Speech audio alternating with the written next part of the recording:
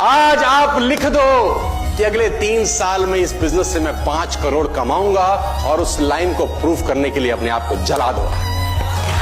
आप लिख दो और फिर उस लाइन को प्रूफ करने के लिए अपने आप को मैं कहता हूं जला डालो। प्रैक्टिस का बहुत बड़ा खेल है। प्रैक्टिस से बड़े बड़े पहाड़ हिट गए। मैं एक कहानी सुना रहा था उस दिन भी किसी को, पाब्लो पिकासो की। पाब्लो पिकासो दुनिया के सर्वश्रेष्ठ पेंटर हुए। एमएफ हुसैन से भी बड़े पेंटर हुए Pablo Picasso. Pablo Picasso New York में एक स्ट्रीट में घूम रहे थे तो एक लेडी उनसे टकराई। उस लेडी ने पहचान लिया, यू आर पाब्लो पिकासो, मैंने आपको पहचान लिया। भागी भागी गई, एक पेपर लेके आई और पाब्लो के हाथ में दिया। सर, आप एक बहुत बड़े पेंटर हैं, can you draw something for me? क्या तुम मेरे लिए कुछ स्केच ड्रॉ कर सकते हो? उसने एक पेपर लिया, एक पेंसिल लिया और कुछ स्केच ड्रॉ किया। उस लेडी के हाथ में 30 सेकंड में पलट के दिया। उसने बोला, lady, this is for you, this is a painting worth 50 lakh rupees.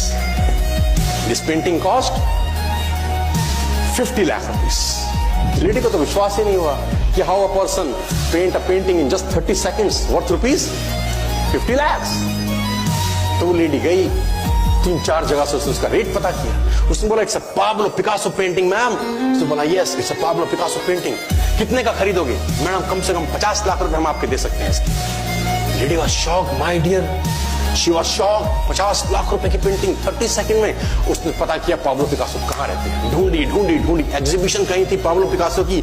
ढूंढते ढूंढते पाब्लो पिकासो के पास पहुंची। सर, आपने मुझे पहचाना, मैं वही लेडी हूं, मैं आपको मिली थी, आपने मेरे लिए एक पेंटिंग ड्रॉ करी थी 30 सेकंड में 50 लाख रुपए की। 50 लाख की है सर? उसने बोला, यस आई नो, मैंने बनाई है।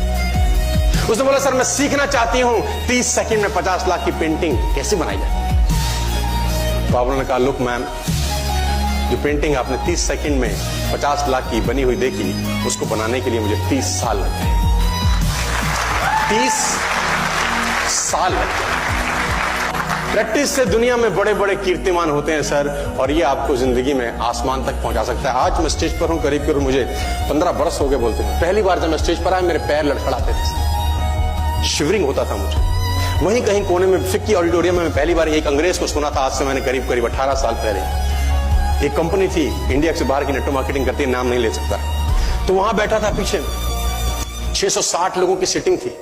मुझे मेरी मासी जी का एक बेटा है, वो मुझको लेके गया उस कंपनी के सेमिनार के अंदर। कहीं पीछे रो में मुझे जगह मिली। 30 रुपए का टिकट था उसका, मुझे आज भी याद है, 20 बरस पहले, 18 बरस पहले। और मैं पीछे की पंक्ति में बैठ के उस अंग्रेज को सुन रहा था। जैसे ही वो अंग्रेज आया, लोग खड़े हो गए, तालियां बजाने लगे, उसकी सीटियां उनके हाथ में थी, विसल करने लगे, झंडे लहराने लगे।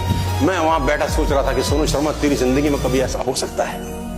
तू तो स्टेज पे जाएगा, तेरे तो पैर कांपते हैं। मैं शाही आदमी था, बोला नहीं जाता था, बात नहीं करी जाती थी, लेकिन प्रैक्टिस प्रैक्टिस प्रैक्टिस और प्रैक्टिस, वहां से यहां पहुंच गए सिर्फ और सिर्फ।